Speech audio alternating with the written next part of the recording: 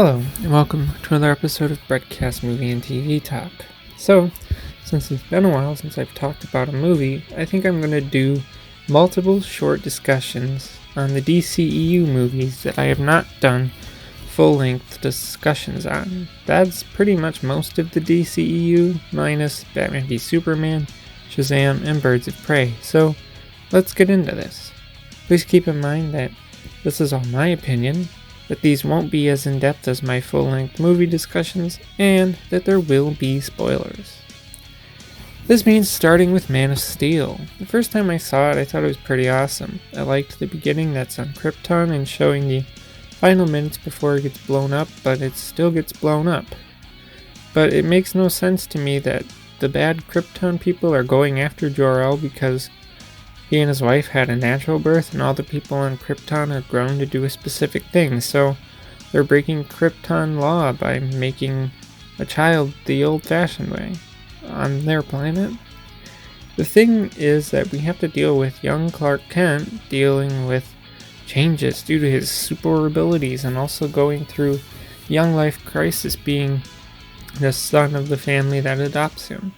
He's not supposed to use his abilities because they want Clark to be kept a secret, and it's emotional and kind of boring. Then there's the fact that most of this movie is superpowered, invincible people punching the shit out of each other and destroying literally everything and probably killing a lot of people that shouldn't have died. I remember when I first saw this movie, I said that this was my favorite version of Superman, and now I don't think so. He's just serious all the time. There's nothing lighthearted about him. Even the costume is dark blue and dark red. Everything is just way too serious. I'm in no way like a Superman fan. I've never read a single Superman comic in my life. I personally think that Superman is absolutely boring because he's literally the image of perfection. And all the movies, and probably a good portion of the comics, spend all this time trying to make him relatable to the average person, and I don't think they'll ever get that right. Lois Lane is useless in this movie, and Zod is just evil Superman. Don't know how Zod managed to control his abilities in minutes, but good for him.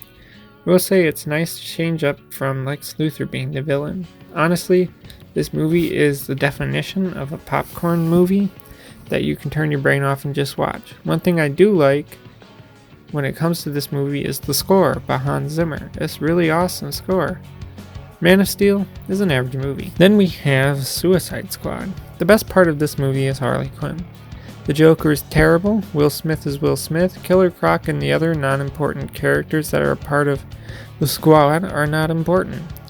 Batman gets a cameo to beat up Deadshot in front of his daughter. Batman also arrests Harley Quinn and punches her as well. The villain is the Enchantress, and the idea for keeping her in check is, hot soldier guy. Yeah, they use the power of love to keep the Doctor from becoming the Enchantress. That seems like sound logic. Same for the logic of Amanda Waller putting this team together because she wants a defense for when the next Superman level threat shows up. They're really just all roped into this fight against the Enchantress. None of them want to be there, but it's the end of the world or something, so I guess they're going to stop them anyway. That's the feel of this movie. The feel is that no one wants to do any of this, but they're gonna do it anyway because it's the end of the world. I have to agree with Ralph the Movie Maker when he said that all the actors in this movie are great, but they're just wasted in this movie. None of these characters have powers except for Flame Guy. Most of them just shoot guns and that's it. How is that a team of people that are going to be able to defeat someone like Superman? There's the evil army fodder that leads up to a really lame final battle against CGI people. The person with the deepest amount of character is the fire guy because he feels bad for killing his whole family. Like Man of Steel, this is the definition of a popcorn movie. People really like the soundtrack to this movie, but since I'm not a fan of popular music, I totally disagree with those people. Suicide Squad is just an average movie. Next up is Wonder Woman. The movie really has two good acts, but then loses it in the third act. They start with Wonder Woman starting young and being told the story of how the Amazonians came to be along with the island that they live on. They do a bunch of training as Wonder Woman grows up, right up until she does the cross bracelet thing with big wave of energy. Then there's a moment that something lands in the ocean, Wonder Woman rescues Steve Trevor, and then the German army storms the island and Diana's grandmother dies. She then decides that she has to find Ares with no way to get there, and as it happens, Steve needs to get back to London. They sneak out but are caught by Diana's mom, who lets them go anyway. They also try to play up the God Killer is the sword as a big thing that's going to stop Ares, even though in the training montages they say that Diana can never know her true power and how she came to be. Hint hint, Diana is the God Killer, not the sword. This is proven right before the third act of the movie, when the twist is that General Ludendorff and Dr. Poison are not the real villains, but British guy, Sir Patrick, is actually Ares. He's also the one that says Diana is really the God Killer. Big reveal. Then the third act is the big and awful looking CGI battle. Wonder Woman ends, movie over. Compared to the previous two DCEU movies, this movie is miles better because it's not as serious as those movies, and this one has some pretty decent comedic moments in my opinion. The score for this movie, done by Rupert Gregson Williams, it's kind of just an average action movie score. They hardly ever use the cool theme they used for her in Batman v Superman. Wonder Woman is a good movie and pretty enjoyable. And now we get to Justice League. The Flash is the best part of this movie in my opinion. But what this movie does have going for it is that it's slightly better than Batman v Superman, and that's all this movie has going for it. Obviously this movie has the CGI lip thing that they chose to have be pointed out at the start of the movie with this cell phone-like footage of kids interviewing Superman. The other problem with this movie is that the characters we know the most about are Batman, Superman, and Wonder Woman. This means they also have to give us some amount of backstory to make us actually care about what happens to their new characters of Flash, Cyborg, and Aquaman. They didn't really do that. Flash's dad is in prison for some reason.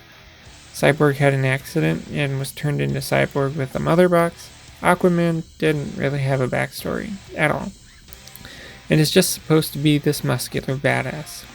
Wonder Woman has the best scenes, but there's something I noticed. In this movie, there's a lot of more sexualized shots of Wonder Woman, which is something they never did in the Wonder Woman movie.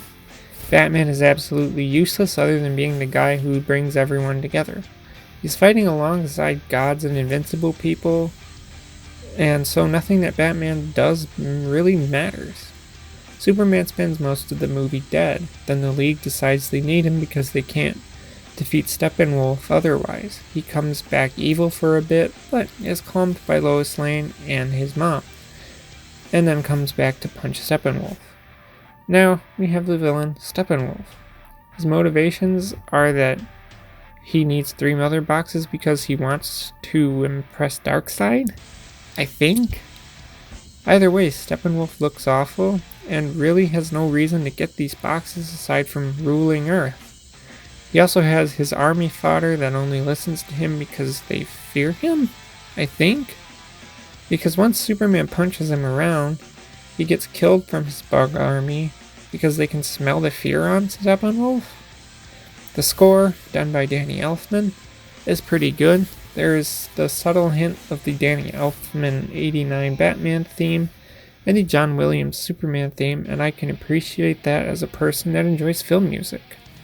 This movie is a popcorn movie and nothing else. Justice League is an average movie. Lastly is Aquaman, the movie that no one really thought needed to exist at all.